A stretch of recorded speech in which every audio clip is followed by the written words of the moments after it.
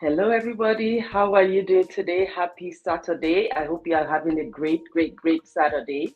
The weather is really beautiful outside here in Toronto. I don't know where you're joining me from, but wherever you're joining me from, welcome to That Proud Black Woman Show.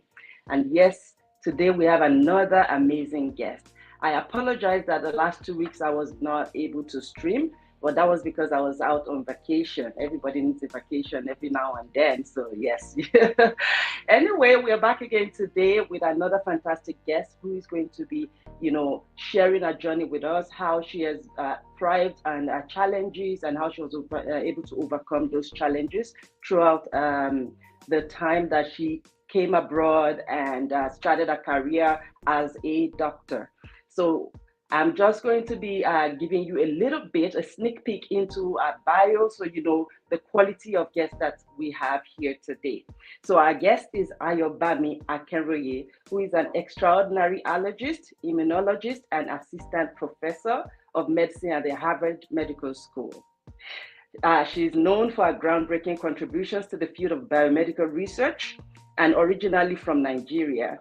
Ayobami embarked on a remarkable journey in 2010 when she moved to the US after completing medical school and graduating as the best graduating student of her set at the University of Ife.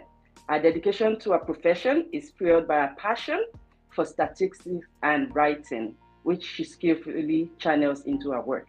So join me as we welcome Ayobami into the stream today.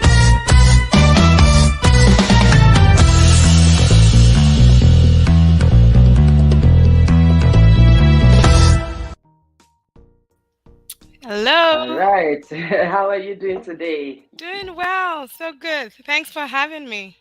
Oh, absolutely. I'm glad that I reached out to you and you so gracefully decided to join us today and to share your Okay. journey, to share Sure. everything with us. And I know that everybody here is willing to learn one thing or the other. I know I've read out your bio, but I just wanted to give us a little bit of your background. Like, what's your background like? What do you do for fun? All those kind of things that we didn't have in your bio. Sure. So you already said quite a bit of it, I feel like. So I'm an allergist and assistant professor at Harvard Medical School. I spend, some part of my time seeing patients and most of it actually conducting research. My research is focused on drug response biologics therapy for patients with asthma and other allergic diseases. So I would say career wise, that's like maybe my primary job, I would say. But outside of that, my main life is that I'm married, I'm a mother of three kids, so that keeps me busy. And I love tennis. I love Oh. watching tennis, and I love playing tennis. Even though I'm not a great player, that's why many years of trying. But I would say that that's like maybe that rounds up really nicely. What I Okay, do that's awesome. primarily. I was about to say when you said I like watching tennis, I was going to say, do you like playing tennis? But I Yeah, said, yeah. yeah. So I mean, okay, sort of, love watching, then grew into playing, but my hand-eye coordination is not the best. But I do play, okay. so which is good. That's that's awesome. So okay, so one of the things that this particular channel is about is actually bringing people from different walks of life, and not necessarily people abroad, but black people doing great things and being able to, challenge themselves and put the best of themselves out there and have been thriving in their field. Because a lot of people, travel, they leave their family, they leave their friends and go into a new terrain and they're pretty much discouraged. They don't know what to do, they don't know where to start from. So this platform is pretty much bringing people that they've told that line and being able to give us, their 2 cents as to this was what I did, this were the challenges I faced, and this was what I was able to do to overcome those challenges.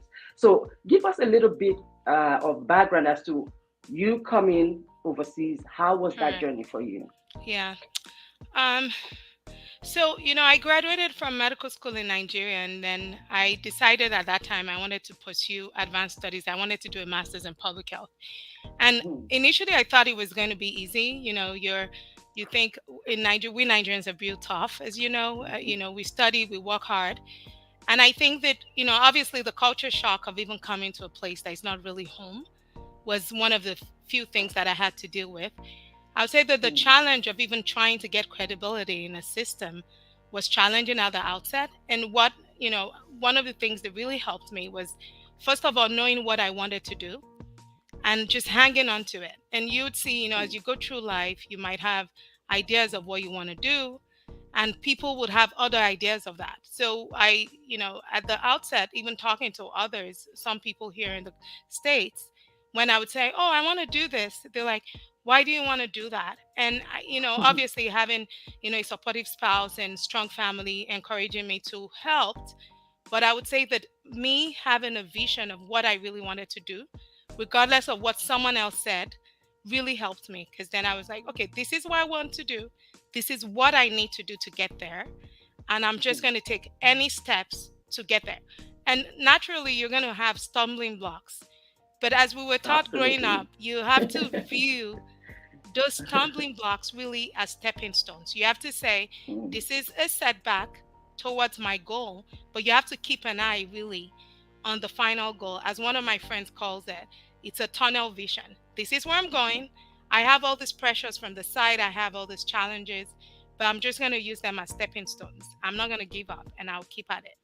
So I would say resilience, just knowing where you want to be and sticking to it, was definitely a major factor for me. that's awesome. That's awesome. So before we continue, those of you joining us, if you are an OG of the show, you already know how we mark attendance.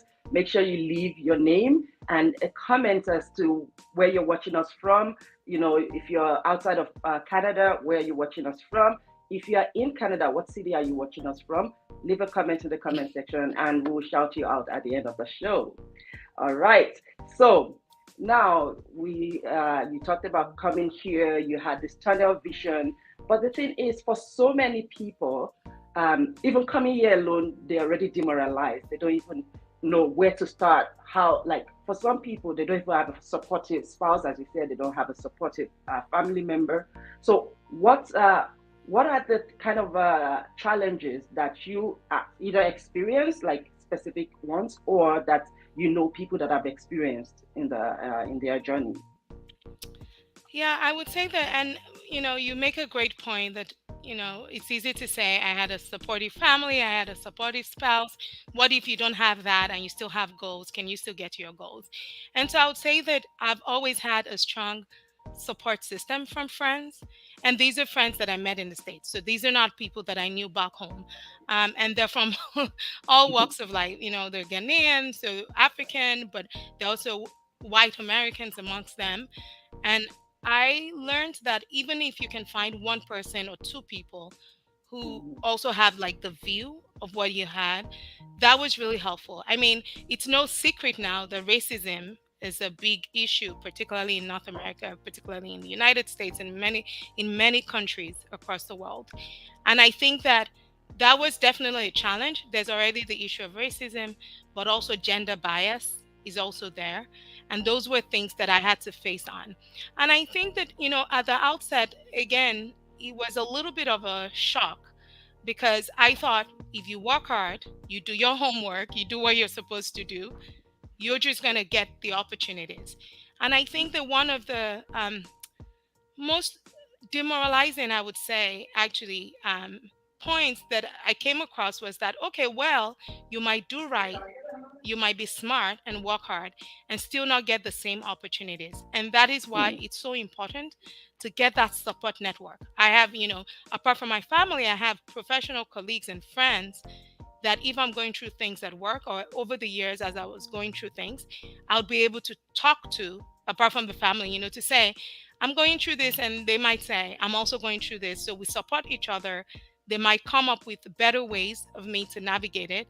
I also learned how to also take a step back and say, is there something I could have done differently to have avoided this? And a lot of times I would say you have to be careful with that, because it's a slippery slope, because it might make you start blaming yourself for racism and gender bias. And what you find is that no matter what you do, if your color is one way, it's just you can still face bias. So it's not really about you, but it's also an opportunity for growth, to say, can I be more mm, direct? Can I learn to approach things differently. But having a support system is definitely super important. I would say that that was one of the things that really helped me through tough times. Obviously, family, my faith, and then having a supportive network. That's awesome. So let's just go back a little bit and just Okay. uh, you know, praise all the good things that you've been able to achieve. Let's forget all the challenges.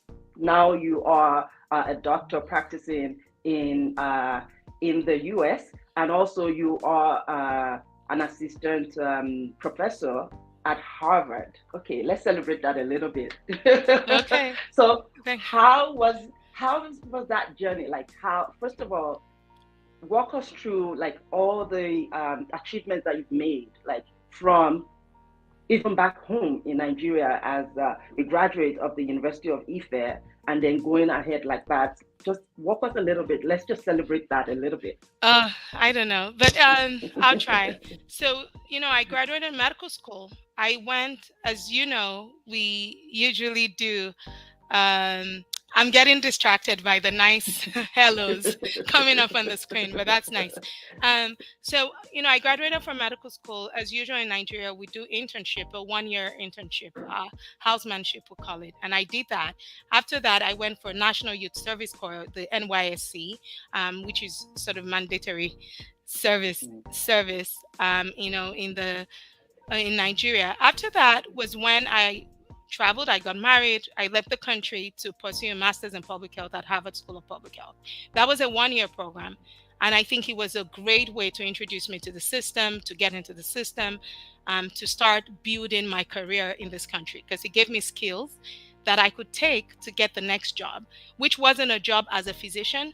It was really a job as a researcher at Boston Children's Hospital. But even at that time, I was junior faculty at Harvard Medical School. So I did that for like 3 years. To be honest, I also did that because it was an opportunity to have my kids before going back into medical training. Yeah, because I knew medical training would be tough. So, we had our first two children. I had worked as a researcher for 3 years. And then I applied, I did the boards, the medical boards that we have to write to be able to get into residency for those of us who went to school in Nigeria or in other parts of the world. And so I did that. I entered internal medicine residency. I got into internal medicine residency in Albert Einstein College of Medicine in New York. I did that for 3 years. After that, I applied for allergy immunology, which, just to say, that's not a field in Nigeria. So it was so new to me during residency, but I was so fascinated by it. And so I applied for fellowship. I got into Johns Hopkins University for fellowship. I did that for 2 years. And during the time that I was there, I would say that even before, I knew I wanted to pursue a doctorate in epidemiology. So I wanted to get more statistical skills because I knew that I wanted to build my career really on research, less so on the clinical part of taking care of patients, more on research. And so that was really why I wanted to do that. I would say that that met with quite a little bit, not a little bit actually, a lot of resistance. Yeah. um, but I think that is, one of the great lessons from that again is that you know what you want to be. Other people don't have to buy into your dream. You have to know your Mhm. dream and you have to go for it. Even if others are like, I don't understand why you want to do this. You have to say, I know the reason why I want to do this. So as I met with resistance, to be honest, I spent a lot of time soul searching, saying, do I really need to do this? Do I really want to do this? Would it change my life? Would it be helpful to my career? I am really glad that I did that. So I graduated from that program last year, August of 2022. I, had the formal graduation this year, but really finished the coursework and everything last year. And that was, it was just great that I was able to get in. Again, a lot of resistance, also a very highly competitive program, 5% acceptance rate, admission rate. So I was fortunate to have gotten in, but I knew why I wanted to do that. I wanted to get more skills. I was able to do that. So, anyways, I was glad I got that. And then I got the job here back in Boston as faculty at Harvard Medical School and also a clinician. Yeah. Awesome, awesome. So Yeah. I see the way you narrated that. You skipped a lot of important parts, a lot of celebrated parts. Because when I asked the question, I said, let's celebrate it. So for those of you that are watching, first of all, if you're just joining us, leave your name in the comments so that we can shout you out. And also tell us where you're watching us from, what country, what city. So For those of you that are joining, she has refused to talk about how she graduated the best student from University of Ife and then went to Harvard. And if you keep listening, you would hear all those big names and big names and big names. These are not things that you just come about, right? If you are not brilliant, right? So now, okay, you came to the country and you went to Harvard. Would you say that being an Harvard graduate also was a big stepping stone into you, taking you to all those other aspects of your life where you were able to achieve even more and to be able to get into more prestigious organizations? Correct. I wouldn't want to sound proud and say that it didn't help.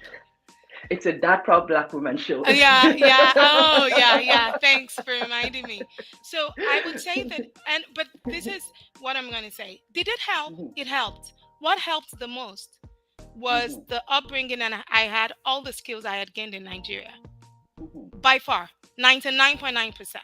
Did the point one, the fact that I had maybe the fact that I had an MPH from Harvard School of Public Health, did that make someone else look at me like maybe she's smart? Maybe we should give her a chance. Maybe. But I would say that the bulk of everything, I've still had to work hard for it. I've still mhm. needed, divine favor from God to be able to accomplish it. And so that's why I Absolutely. think the skills we've acquired from home, from Nigeria, being resilient, working hard, those things are the things that really came to through. I don't think it's just the having that maybe got me at first, Mhm, made me get the opportunity to be a part mhm, of the Harvard system. But I wouldn't say that, the having primarily is why I've been mhm. able to do what I did. Mm. Yeah. Okay. So the reason why I asked is because a lot of people, when they're coming into the country, they're looking for the big names. They're looking for the huge names, Great. so that with the hope that, okay, maybe if I can get into Harvard, maybe if I can get, so maybe that will make my life a little bit easier. Yeah. So Yeah. that's why I asked that That's question a to great see if question. that was. Actually, Mhm, it's great that you now qualified, why you asked, because I have to say that whatever you're able to get to is like how the Bible says, whatever you do, do it as unto mhm, God. Like put your best into it.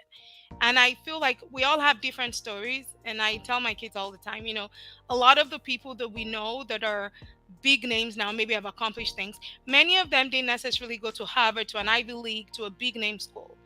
And I think that whatever we do, putting our best into it, using all our skills, innovating in the space that we're in, is already smarties. I know that a lot of people think that being smart is about being able to calculate, do math right well, and calculate math, and that's not really it.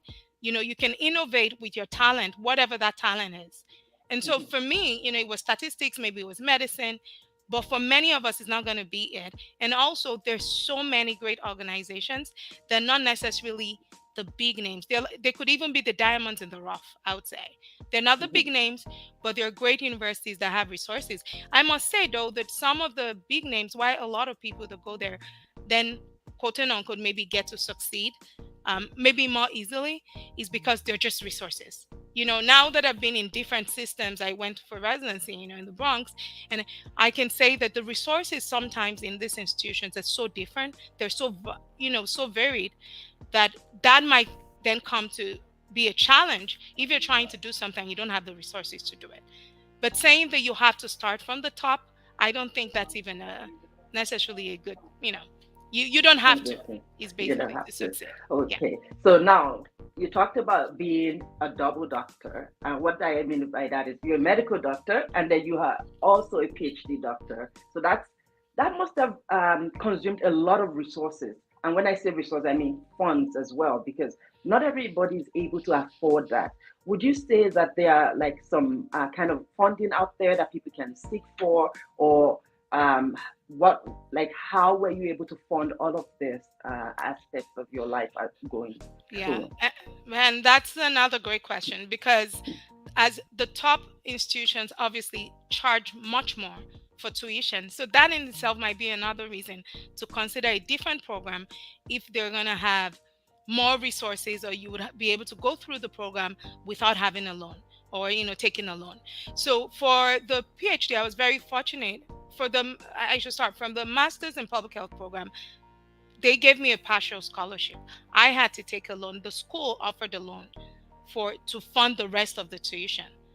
So the MPH, the 1 year MPH program, was on a loan, was on a part loan. They gave me a part scholarship and then a part loan. I was fortunate, but that was for 1 year. So I might say that the price I was able to quote unquote afford it. The loan, okay, hopefully what I gain from it will be more than the loan will be worth it. For the PhD program, I'm not sure I would have done it if I had to take a loan, because that would have been paying taking out 60 to 80,000 US Wow. dollars per year for 3 to 4 years, for Oh at my least God. 4 years, I should say. I wouldn't do that. Um, just for me, I would have tried to find another more affordable avenue. So I was fortunate that the program was done on a scholarship, so I did not have to, pay for it. So also that's also one of the things, like as you're considering everything, not just the big names, you're also considering the implications on loans, because as you know, a lot of we foreigners, we go to, we might travel, Nigerians travel to the US as an example, and you might not really understand the loan system. When I took out the master's in public health loan, I won't say I recognized the impact of that so much. Now that I've been in the country for a while, I really understand that you want to run away from loans, from credit Absolutely. card debt and things like that, because these are the things that as foreigners can ensnare us. We take these loans without knowing or understanding what implication it would have in our future. But now you start your life in the United States, you're in a foreign land, you're still trying to build resources, and you have this debt or this loan holding you back. So those are things that you really need to talk to people that know about the credit card system, the loan system here, but really before you sign anything. An example is my loan was like APR was an adjustable rate loan, and I never knew that till I Hmm. had signed, and so those subtle things, you want to make sure that you're not signing away something, except you really know, what you're signing basically. Okay.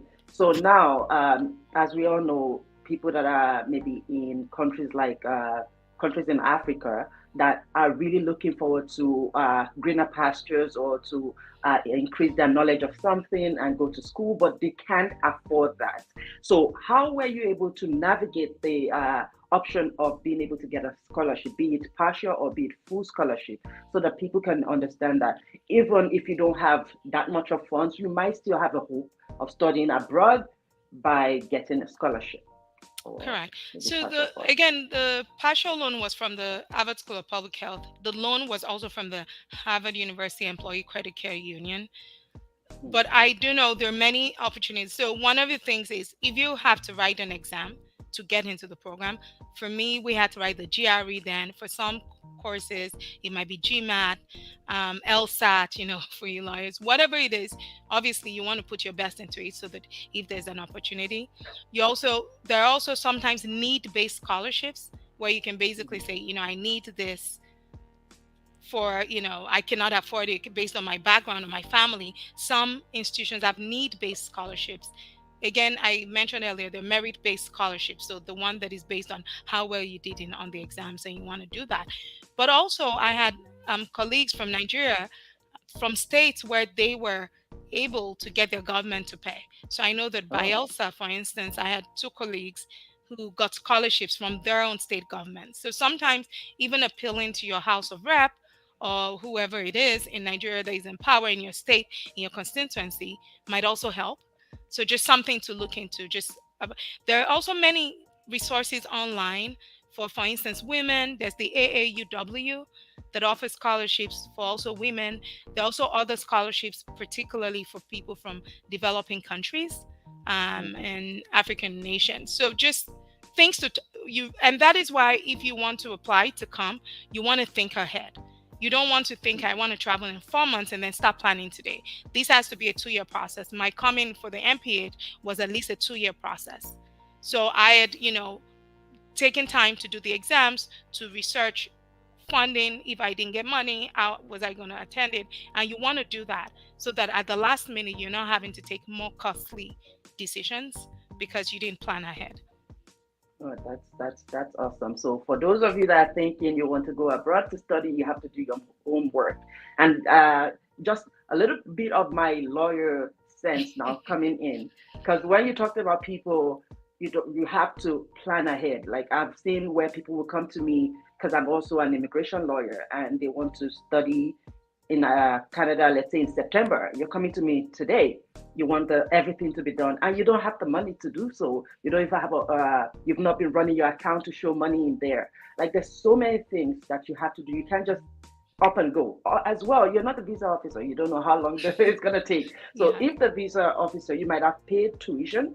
If the visa doesn't come out, you might end up losing that admission as well. So it is very important that you plan way ahead, a year, 2 years, whatever it takes, depending on the country that you're going to research and know what exactly is required before you jump into it. Okay, so now let's talk about when you were talking about you were in Harvard, in Boston, then you went to New York, and then you went to other different places. How has it been for you moving, like relocating from state to state? Isn't that like very tasking, especially for a person that has children as well? There's no doubt that it's tasking. Um, when I moved for residency, my husband was actually back in Boston, and I moved with then a 2-year-old or almost 3-year-old and a 7-month-old. And I started residency, which was tough for 3 years. And so, and then obviously we spent 3 years there, and then I moved again to Johns Hopkins University in Maryland, in Baltimore. So we moved again, then we moved back. So it's tasking. I would just say that this is going to sound a little funny, but I would say to think about it as Abraham in the Bible, for people or whatever your religion is. But, Abraham in the Holy Bible, we talk about him moving, leaving his town, right? And going to where God destined for him to be. And I think that a lot of times, and I've seen that over and over again, actually, where I believe that I had to have moved. If I had not moved, I will not be back in Boston today. 100%. I have no doubt. Mm, So, as foreigners, when we come here, sometimes we get the Kool-Aid. We want to stay where we started. We do not want to move. But maybe our destiny, or the thing that is going to make us even look valuable to where we are at now, is for us to leave and go, and for people to say, no, this is a rare gem. We should not have allowed her go. We're going to get her back. So mm, I think that we first of all, we cannot have an all or none mentality. Like, if I didn't get this program today, if I didn't get this job, in Boston today, I'm never going to get it. You have to realize that sometimes the opportunities that are outside that state might be greater, might be better, and it might be better for you to move if the opportunities in that other place are more.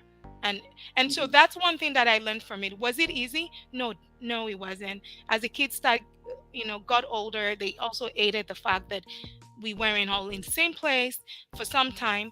And so is that challenging? No doubt.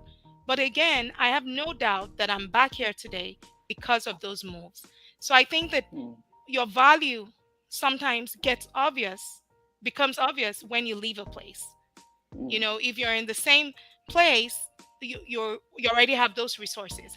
Why not go try somewhere else out if the opportunities there are greater? I have to tell you, when I applied for residency, I did not want to leave Boston. mm, When I found out that I was going to have to leave Boston for New York, I was as sad as you can imagine, because I knew I was going to leave with two kids, two small, younger kids, and my husband, because of his job, would have to be back in Boston. I didn't like it. When I moved to Baltimore, I didn't really mind. The kids were older. I sort of knew what I was doing.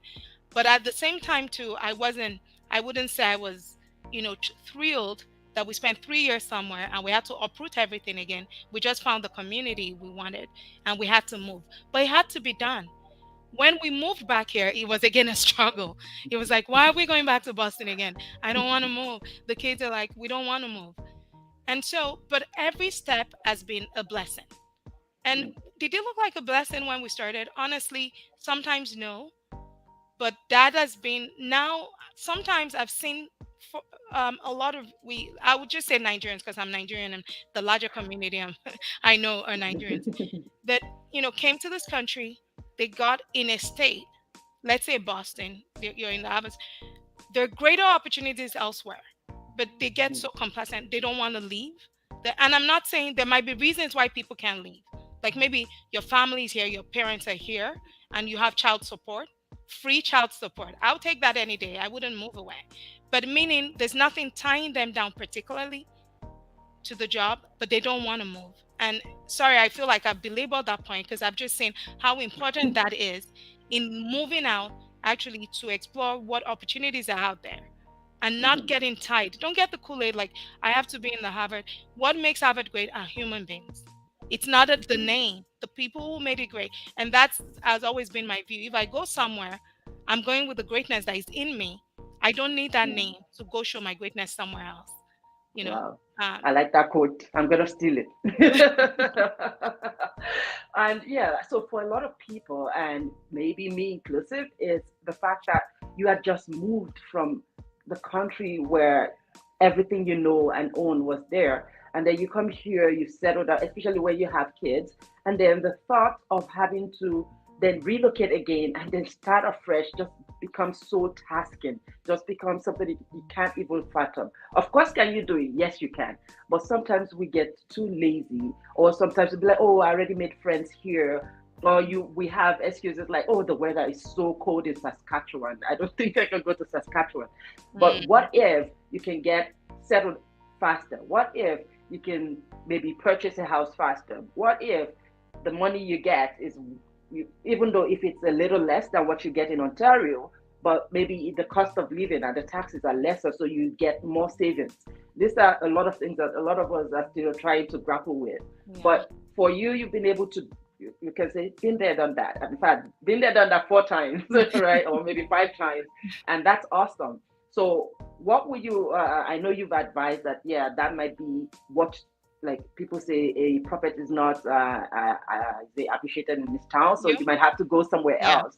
Yeah. So for people like me that have been staying still, and we're hoping for the best, like what are the major strategies that you use to cope when you relocated, and leaving your husband behind? Correct. So I think that first of all is that community trying to find what's the community going to be. So for me, and I'm sure for a lot of people with children, it's going to be, do I have the right school for the kids or the right daycare? Do I have childcare? Because if I don't have reliable childcare, I can't focus on the job I'm doing. So Hmm. I feel that every time we moved, one of the first things, we're Christians, you probably could tell already with all my references. And one of the first things I would do everywhere we moved to was to get a church family, particularly for the kids. So I would look at a church family that had like children's church so that the kids, they would be able to mix with other kids. They wouldn't feel, because sometimes, especially when foreigners come to another country, it's hard. If you have children, you're like, my family is in here. They're cousins, nieces, nephews. They're not here. Who are they going to play with and identify with? So having that community in church was so important for me. But also at work, sometimes, I would have my friends would also, my kids will meet, their friends in school. And I'll try to, if I see that, okay, our family seems like our values are similar, I might try and create an alliance with that family.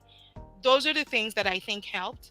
Obviously, even looking ahead before you move into what community am I going to have? Is there a Nigerian community that I can key into? Is there a church family? Is there whatever your religion is? Is there, a religious family I can key into? Are there people at work who also have children that I can identify with?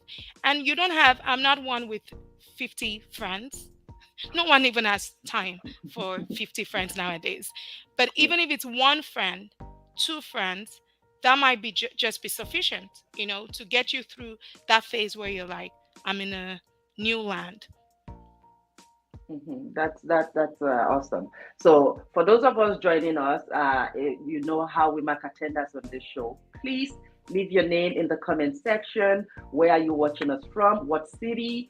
In fact, what time is it there? If you're in Nigeria, what time is it there? If you're in Singapore, what time is it there? Leave it in the comment section, and we'll shout you out at the end of the show. So now, for a lot of us, when we're leaving our country, we have what we want to do, what we want to become when we come into this country. Maybe I want to be a criminal lawyer. Maybe I want to be a pediatrician. But then we come here and life hits us hard, Mm, and then we have to make other decisions. So, mm. in your case, you are an allergist. Is that what you thought you were going to be, leaving Nigeria to come into the US? Or this was something that you met along the way and said, you Yeah, know what? yeah, This is also awesome. Yeah, this will be very interesting to you, but I actually didn't think I wanted to do clinical medicine. I thought Mm, that I wanted to come and do research. Was really I thought I was going to follow the public health route. I would do a master's in public health. I would consider a PhD in public health, and I would stay there. I'm thankful that I had a spouse who said, "I don't think that's the best for you. I think you're going to shortchange yourself if you do that." And then I started studying for the boards, and I was able to do that. But again, because my real dream really was to be a researcher, I just went back to do what I really went to do. I see patients, but really for a little bit of my time, for 20% of my time. So 80% of my time is really spent doing research. So that's one thing. Like I took a winded path, but I was able to do it. But I'm also not naive to think that there are not people that really wanted to do residency and mm, they couldn't get into it for one thing or the other. And so, I would say that if you wanted to be something, you wanted to be a criminal lawyer, and maybe life presents itself. It's also like, I don't want to sound cliched, but it's really like life has given you lemons, you got to make lemonade. Is that wherever we are at, whatever you find to do it with your best. Put your best into it, innovate in that. Maybe you will still have the opportunity to do criminal law. But let's say you don't even have the opportunity to do criminal law. You could still be happy doing something else, maybe something related, maybe another passion. um so I would say that's how it was for me. I didn't really want to do medicine. I just talking to my support network, my spouse, my support network, everybody felt that doing residency would help me to be more effective in what I really wanted to do. Looking back now, I'm grateful I did it, because now, a decade, 12 years been in this country, I honestly, 13 years actually, I can't go back and study again for the boards. I can't even, I can't retain anything. We go older and we forget. It's so hard to retain, it's so hard to study. So I'm glad I did it then, because there's no way I would be doing it now. But I would just say that if you find that you really want to do something, and the opportunities are not there now, I would say take the opportunities for what you have today. And I would paint another scenario that I've also seen happen. Is people want to be, let's say you want to go into residency, then people sit at home. They're not really doing anything valuable, worthwhile, while waiting for residency. It's like, oh, I can't find residency. They're not happy doing whatever your aunt finds to do, just do it. Sometimes would it be frustrating because I don't really want to be doing this? Maybe, but who knows? Maybe within that you can find your value. You can still find something that is worthwhile.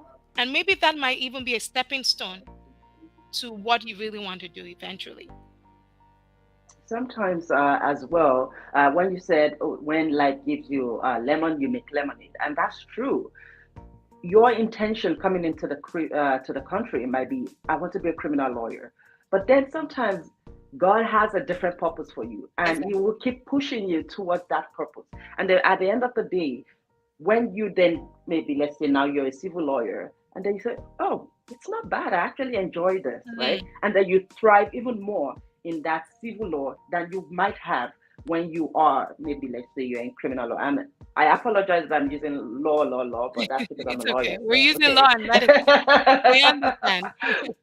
So That's what we know. sometimes also you have to take a step back and think about it. Like, if what I want is not working, what can I make with my current situation?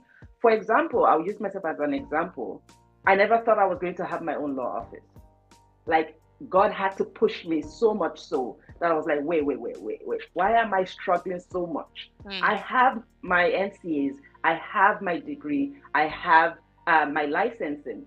Why don't I start something with it? And it was more so as to, let me start it for now. Just as I said, whatever you find doing in the moment, just keep doing it, because it was difficult to find a job as a lawyer because it's so competitive. And me being internationally trained was even more challenging, and not having that so much of a community of people that are lawyers and whatnot that can tell me, you know what, this and this and this is what you should do. You can use me as a reference and all of that. So I started my own law firm.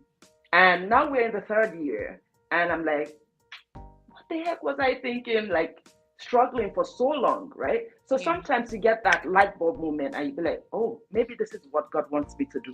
And you Correct. continue to thrive in there. So there's so many things that I thought about, and I'm like, Why didn't I do this years ago? But Correct. at the same time, you cannot keep crying on spilt milk. Now that you've gotten that You have to move realization, forward. continue to told that part. Yeah. And I Yeah. find every single moment that I have to be able to pass on as much knowledge as I have to those that are coming behind me. Like, you don't have to labor for 5 years, dilly-dallying Correct. around, not knowing what you want Yeah. to do. I've done it. These are the key things that I did, No and doubt. you can just skip Yeah. past that. That is such a So, great point.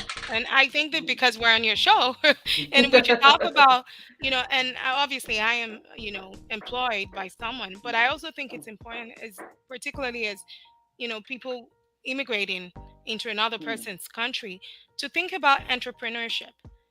Can I start my own business? We don't have to be working for someone all our lives. I know that sometimes the traditional model is that you go to school, you graduate, then you look for gainful employment. That doesn't have to be that. And that's what you don't have to be employed by someone. You can get skills by working for someone, learn how you can be independent, how you can start your own firm. But like you've done and you're showing the rest of us, you don't have to be working for someone. So that's just something else to keep in mind. Like there are businesses I can do that I don't have to be looking for a job with someone else.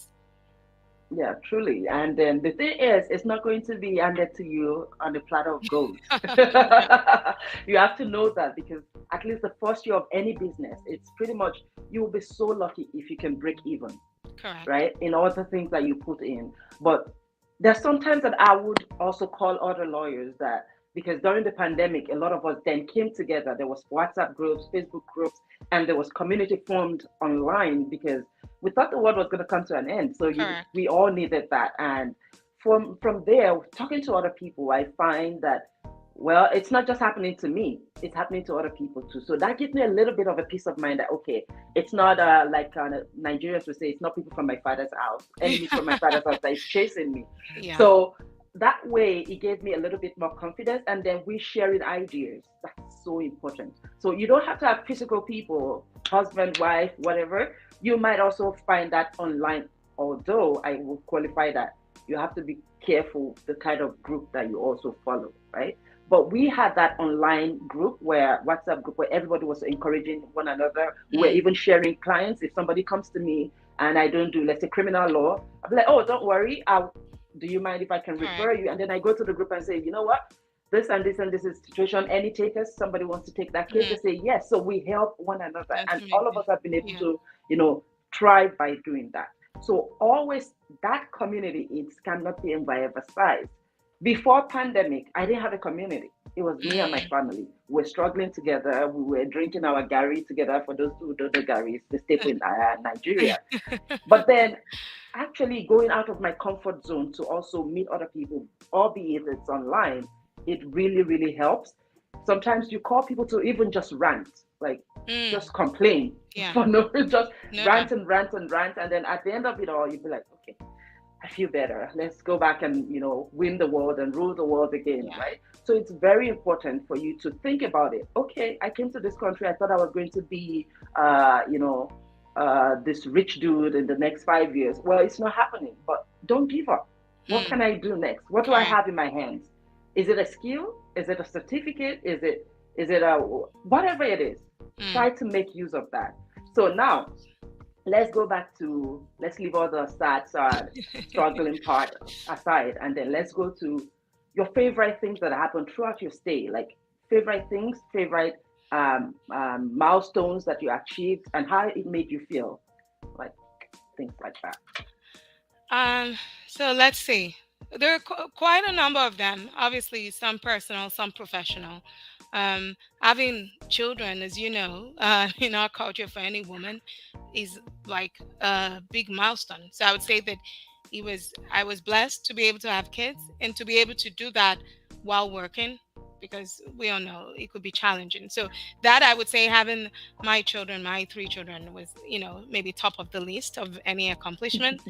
Yeah, but getting into residency was also an accomplishment, because like I've said, a lot of people really have the intent that they want to do residency, but they're unable to get in. But being able to get in at my first try was a blessing. Oh, because I awesome. might have, who knows, I might have been discouraged. I would have probably said, I didn't want to do this anyways. So God made that seamless for me. So that was great. Being able to get into allergy immunology fellowship. So, like I mentioned, a lot of there's no allergy immunology in Nigeria, but also here actually for many years, allergy immunology is really a field for whites. If I'm being blunt, in that very few underrepresented minority groups, people belonging to underrepresented groups, racial or ethnic groups, are allergists. And so at the time I came in, everybody was like, you can't even get in.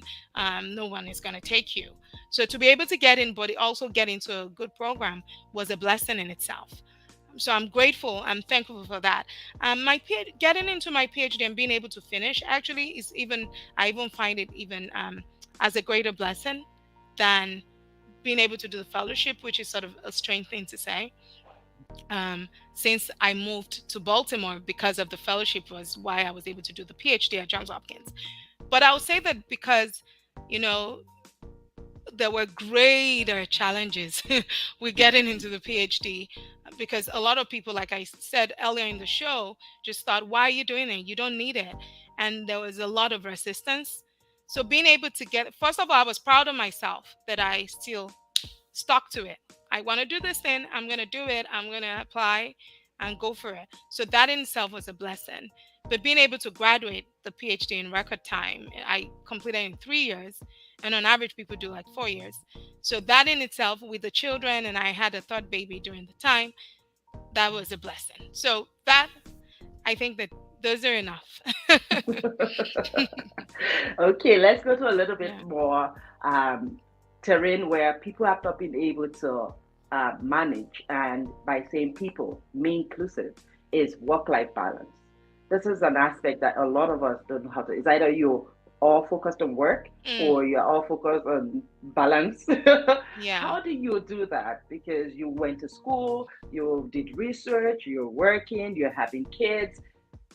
How do you balance? Where do you even have the time for leisure? Like Yeah. the tennis that you talked about earlier.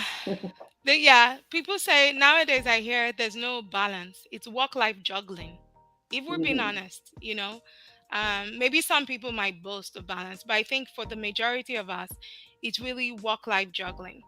One of the pieces of advice that I think was super important was actually someone gave it to me, like the dean of education of faculty, dean for faculty at Harvard Medical School, gave it to me like 13 years ago. She told me, she asked, do you have kids? I think then maybe we just had one child. And she drew on a piece of paper something that looked like a yo-yo. So something going up and down, up and down. And she said that I want you to realize that for women, a lot of us, this is how our careers are going to be. There's going to be a time when maybe your kids are younger. They don't even care if mommy is home or not. They just, once they are fed, they can sleep, they have diaper change, they're fine. And maybe then you can quickly focus. You have time to spend your time focusing on a career. Once they're fed, they're healthy, they're good.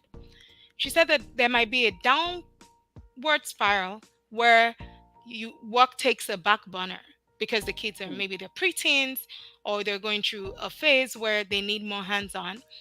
And even though I would say that I've not used that 100%, I think that part of that is so true, where there are times in my life where I feel like, no, I have to do this. But also having an understanding spouse, I can underestimate how much support I've had and how that has helped me. But also just knowing that work and family is always gonna be there. Work is going to be come in phases, and trying to juggle that so that the most important things are taken care of. So the family, knowing I love them, knowing I'm committed to them, knowing that if I succeed at work, it also helps home. So I think that's the way I've put it, because sometimes women particularly, and my yo-yo drawing is not to say that I don't understand that both men and women should be contributing. Absolutely. I won't be here today without a supportive spouse, no doubt, 100%. Um, but I'm just trying to say that as women, we carry along that guilt where sometimes I'm at work and I'm thinking about my kids and I'm like, is this right? Why am I here? And the way I've done is to make my work meaningful. First of all, to be efficient with work. What does not Mhm. have to be done will not be done. I'm going to say, sorry, I can't do it. I'm too busy. Sorry. Um, so what cannot be done? And the way I justify, and I felt guilty saying no to some things, but sometimes I just think, okay, is that more important than your daughter? Is that more important? Oh, it's not more important than my family. Sorry, I don't have time for that. So trying to say no to things, but also when I'm feeling guilty to think, why am I doing this? Okay, if I succeed at work and I make more money, is that really for me? No, it's for the family. We can, you know, we can have more leisure if my work succeeds. So that's the approach I've taken to it. But we still have to do leisure. We still have to force ourselves to take a Mhm. break. On Sundays, you take a break. Or, again, I'm part of this social tennis league. I force myself to do these things because if not, all my time is gone on the family. So, as women, particularly, you have to earmark, schedule time to do those Mhm. things that make you also happy and relaxed. Absolutely, absolutely. And that's awesome tips that you have given us there. So we are gradually coming to the end of the show. And for those of you joining us now, please leave your name in the comment section. Where are you watching us from? What city? What time it is at whatever location you're watching us from. And remember to give us a thumbs up. So let's say for everything we've been talking about all day, people forget everything. Mm, What are the key take home that you want them to have, that if you forget everything, do not forget this in this show today? yeah. What would that be? It would be that have a goal and stick to Mm, it. And I would say, don't stick to it blindly. You see, like, oh, I want to do criminal law, nothing else. I'm going to die if I don't do it. But it's have a goal, like a life. This is what I want to do. And then use everything in your way as a stepping stone. Even the things that someone might mean as a stumbling block. You got to use it. You have to trust yourself and know what makes you happy and stick to it. Put your best into it. Whatever your hand finds to do it. Do it. that's awesome. That's awesome. And for a lot of people as well, I know mental health has been a really big issue. It's not something that used to be recognized so much as Africans, or particularly, let me speak for my country, Nigeria, where until you are actually crazy, raving mad on the street before they think that's mental health issues. And we Mm, found out that a lot of people are depressed, a lot of people are anxious, a lot of people are paranoid because now they're in this new terrain, they're in this new environment. They just moved with children and they have to appear strong, and that this mm. um uh, strong black woman thing that you have to put up the facade. So for you, what would be your advice for people moving into a new country, or people moving from a city to a city, and they are going through all of this mental health struggles? What would be your advice to them, based on personal and also based on the fact that you're also a doctor, so in case Yeah, of yeah, one thing or two? yeah. So I would say that, it's true. We're in a mental health crisis worldwide, and it's not just, even immigrants worldwide. But I would say that having your support network, and I know I've said that a million times today, but it's super important. And your network does not just have to be where you're at. If you have friends in a particular place, family away, you can still maintain close contact as your supporters, your mental health supporters. But I would say also seeking appropriate care. Like you've said, there's a lot of stigma around mental health, but a lot of us go around with, anxiety, depression. Seek care. That's, if you have to see a doctor, you feel like I'm always anxious, I'm always fidgety, I'm always depressed, or you're even thinking I want to harm myself, I'm someone, please, please, and please confide in a family friend. If that person is you, the someone, a family or a friend has confided in you, please take steps to get that person the appropriate care. So, That's awesome. yeah. Yeah, true. So, because I was going to ask, like, what if someone comes to you and say, and confides in you? Like, how do you handle that? Like, what are the kind of things that you can do to help this person out? For example, some people will say, okay, let me take the kids, drop the kids off. Let me just look after them. You go for a walk, or you go have a date night or something. What are other things that we can do if someone confides in us that they are having issues, and don't make them feel stigmatized, or don't let them feel like their dignity is being reduced to nothing. Correct. I mean, you made a suggestion. I mean, part of it is, again, being the support network for ourselves, helping each other out with things, helping people from our own experience. Oh, I went through this with my kids. I don't want you to have to go through that. So that obviously will be great. But also, I think that if it's at a point where the person needs to seek care, even if it's not at that point, I would say establishing care with a social worker, mental health counselor, a psychiatrist, a psychologist, a therapist, whatever it is helpful. Even if it's just to sit and talk with the person, is also helpful because if the person needs obviously treatment, you want to make sure the person can get the right treatment. Absolutely, absolutely. Thank you so much. It's been an absolute pleasure having you It's on the been a show. pleasure. Thank you for I having believe me. so many people have learned so many things, and I'm waiting for your testimonies. Okay. And Thank this is you. awesome. I'm going to give you back the rest of your day. And for everybody that joined in, I'm just going to shout out those that joined. Rashi Saluja, thank you so much for joining today. We appreciate you. Chris A from Toronto, thank you for joining. Moyo Emmanuel from Moncton, New Brunswick, thank you so much for joining. Tammy Sugar, thank you also for joining. So for most of you that joined the show, always make sure that at least you write a comment, give us a thumbs up. That way we know you attended and we can shout you out on this show. I'm going to give you back the rest of your day. It was awesome having this session today. Thank you so Thank much. you for having me.